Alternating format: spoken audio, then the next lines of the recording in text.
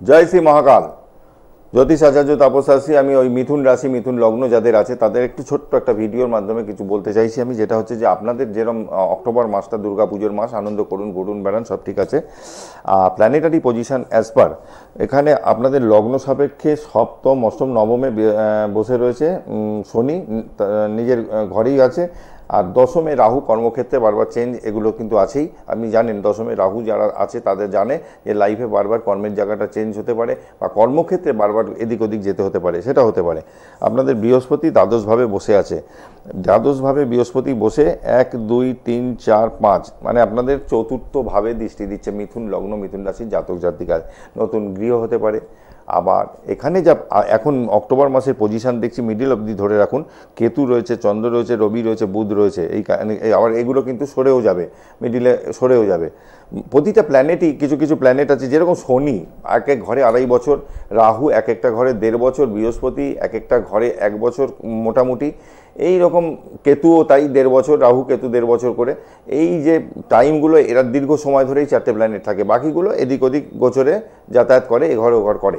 তা প্ল্যানেটারি পজিশনটা মোটামুটি ওভারঅল যেটা রয়েছে মিথুন লগ্ন মিথুন রাশির জাতক জাতিকাদের জন্য আমি বলবো যে যদি বিবাহ সংক্রান্ত ব্যাপার হয় তাহলে কিন্তু 1 2 3 4 চতুর্থভাবে বৃহস্পতির দৃষ্টি থাকায় বাড়িতে মাঙ্গলিক অনুষ্ঠান, শুভ অনুষ্ঠান হওয়ার মতন কানেকশন কিন্তু থাকছে। দেখা গেল দীর্ঘদিন ধরে একটা সম্পর্কে রয়েছে কিন্তু বিয়েটা কোনোভাবে ম্যাচিওর করছে না, এই টাইমটা কাজে লাগাতে পারেন।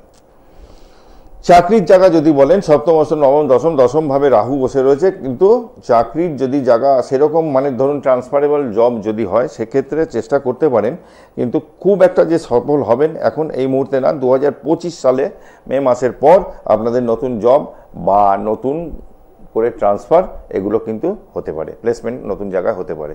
ভালো থাকবেন।